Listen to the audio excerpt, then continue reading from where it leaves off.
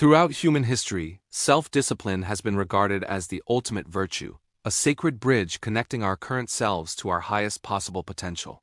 From the Stoic philosophers of Greece to the meditative monks of the East, the mastery of one's own impulses was seen as the path to divinity.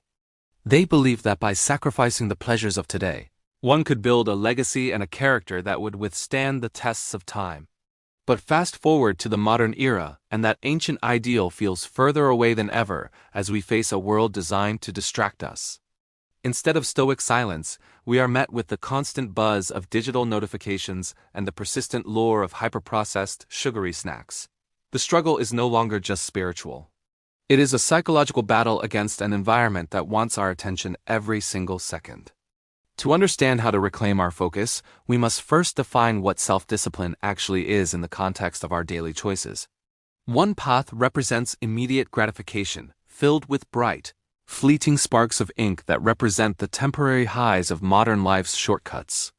The other path leads toward long-term goals, depicted by a steady growing light that requires patience and persistence to reach. This is the essence of delayed gratification, the ability to choose the future version of yourself over the cravings of the current moment. But why is this choice so difficult? The answer lies deep within the biology of our brains and our evolutionary history. Our primitive reward systems are hardwired to seek high-energy rewards, a trait that helped our ancestors survive in times of scarcity. Meanwhile, the prefrontal cortex, the part of the brain responsible for planning and logic, struggles to keep these primal urges in check. When we are surrounded by temptations, our willpower acts like a muscle that eventually tires out after constant use throughout the day. This leads us to a crucial realization. If we rely solely on willpower, we are destined to fail because the environment is often stronger. In a messy and chaotic space, every distraction is a small leak in our reservoir of discipline, draining our energy before we even begin. Now, imagine transitioning to a minimalist, curated space where every object has a purpose and the distractions are nowhere to be seen. In this environment, focus becomes effortless. The surroundings act as a silent architect, guiding our decisions without us even realizing it. By designing our environment, we reduce the need for willpower. We stop fighting against the current and start flowing with it. Every small change, like setting up a dedicated workspace, is a brick in the foundation of a successful and disciplined life. As we master our surroundings, the small, steady light we chose at the fork in the road begins to grow into something much larger. Success is not about a single heroic act of will, but the accumulation of small, environmentally supported choices made day after day. We don't just achieve our goals. We become the person capable of achieving them through the harmony of our habits and environment. It's not just about willpower. It is about how your brain is wired. You set a goal to study or work, but within minutes, your hand reflexively reaches for your phone. This struggle is universal and biological. To understand why we fail, we need to look deep inside the human brain. It is a complex landscape of ancient instincts and modern logic.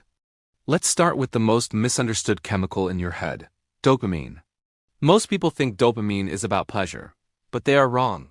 Dopamine is actually the molecule of more. It is about anticipation, craving, and the pursuit of a reward rather than the reward itself. Think about your morning coffee. Your brain releases a massive surge of dopamine before you even take your first sip. The brain is predicting a reward. Once you actually drink it, the dopamine levels often drop. It was the chase that mattered. This leads us to the internal conflict between two very different brain systems. Imagine them as two people trying to drive one car. First, there is the limbic system. This is your ancient, emotional brain. It wants comfort, sugar, and immediate gratification right now. Then there is the prefrontal cortex. This is the logical part of you. It thinks about the future, your health, and your long-term goals. When you try to be self-disciplined, these two areas engage in a literal tug-of-war. The limbic system is usually much stronger, but there is a secret weapon that can help the logical brain win: your environment. You are a product of the cues around you. Every time you repeat a behavior in a specific environment, your brain builds a neural bridge. These are your habits in physical form. If your phone is always on your desk, your brain has a thick bridge for distraction. It takes almost no effort to cross it. To change, you must redesign your space. Remove the cues for bad habits and make the cues for good habits unavoidable. When the environment is optimized, the prefrontal cortex doesn't have to fight as hard. Discipline becomes the path of least resistance. Self-discipline isn't a superpower. It is the result of a brain that has been set up for success by a mindful environment. And finally, we dive into the biological and environmental blueprints that shape our ability to choose. Biology plays a massive role. Consider neurodiversity and ADHD. It's not a lack of desire, but a difference in how the brain processes rewards. Our early environments act like roots. If the soil is rich and stable, the tree grows strong. If it's rocky, the tree must adapt differently. Dr. Carl Hart's research suggests that our choices are heavily influenced by the options available to us in our immediate surroundings. Think of the rat park experiment. A lone rat in a bear cage often chooses drugged water out of boredom and isolation.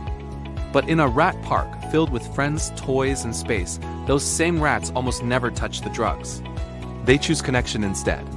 Addiction and poor discipline are often responses to a lack of better options. When the environment is barren, the quick fix wins.